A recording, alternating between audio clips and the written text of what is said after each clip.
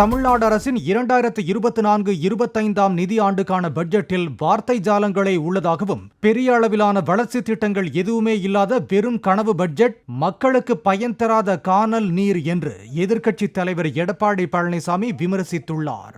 Budget தாக்கலுக்கு பின்னர் சட்டமன்ற வளாகத்தில் செய்தியாளர்களிடம் பேசிய அவர், ஜிஎஸ்டி பகிர்வு, பத்திரப்பதிவு உள்ளிட்டவற்றின் மூலம் அதிக வருவாய் வந்த போதும் கடன் வாங்குவதில் தமிழ்நாடு முதலிடத்தில் உள்ளதால் தமிழக அரசின் கடன் 8,33,000 கோடி ரூபாய்க்கு மேல் உயர்ந்துள்ளதாக குற்றம் சாட்டினார். தமிழ்நாட்டை கடனாளியாக்கி விட்டார்கள் என்ற குற்றச்சாட்டை தெரிவித்துக் கொண்டிருந்தார்.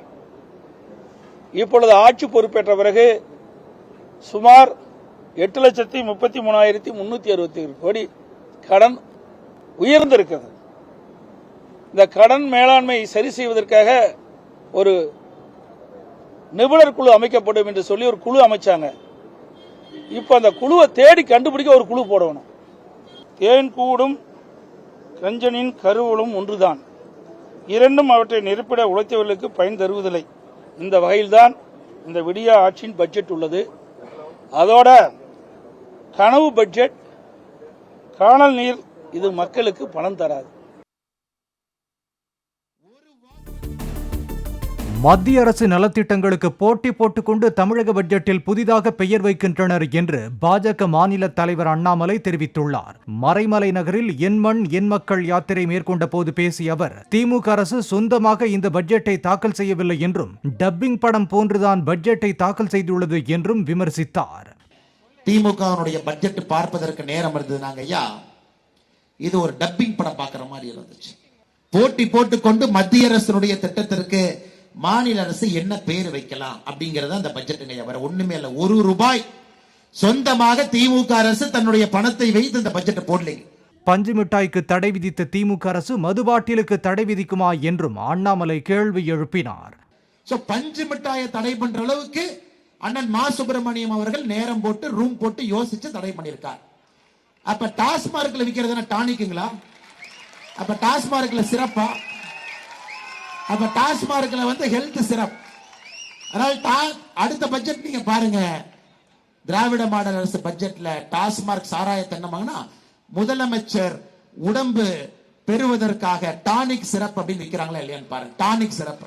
முன்னதாக காவி மற்றும் பச்சை நிற மலர்களால் தொடுக்கப்பட்ட 25 அடி உயர மாலையை கிரேன் மூலம் அண்ணாமலைக்கு அணிவித்து வரவேற்பளிக்கப்பட்டது.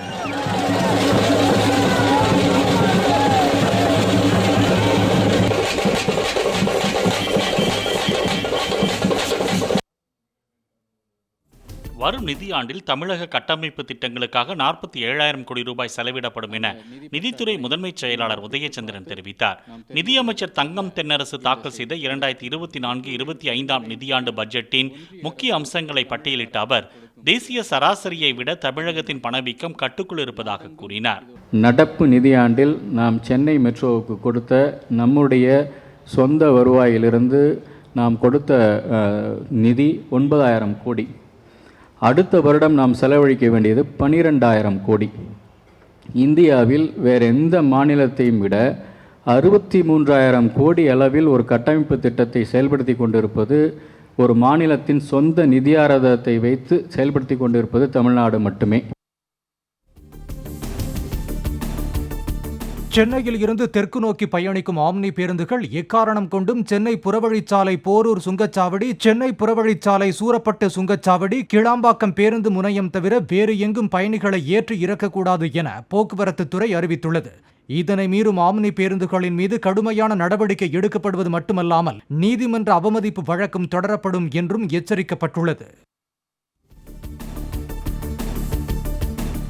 சென்னை மணலி புதுநகர் பொன்னேரி விரைவு சாலையில் வைக்கப்பட்டுள்ள சிமெண்ட் தடுப்பு அரண்களை போக்குவரத்து போலீசார் ஒழுங்குபடுத்தினர். சென்னை துறைமுகத்திலிருந்து தினசரி சுமார் 2,000 கண்டெய்னர் லாரிகள் மணலி புதூர் பொன்னேரி விரைவு சாலை, மாதவரம் விரைவு சாலை மற்றும் மணலி விரைவு சாலை வழியாக சென்று வரும் நிலையில் இந்த சிமெண்ட் அரண்களால் விபத்துகள் ஏற்படுவதாக கூறி அப்பகுதி மக்கள் மறியலில் ஈடுபட்டனர். இதையடுத்து புதுநகரிலிருந்து விரைவுச்சாலை சத்தியமூர்த்தி நகர் வரை சுமார் 3 கிலோமீட்டர் தூரத்துக்கு சிவப்பு நிற கூம்பு டிவைடர்களை வைத்து போக்குவரத்து போலீசார் தடுப்பு அரண்களை ஒழுங்குபடுத்தினர்.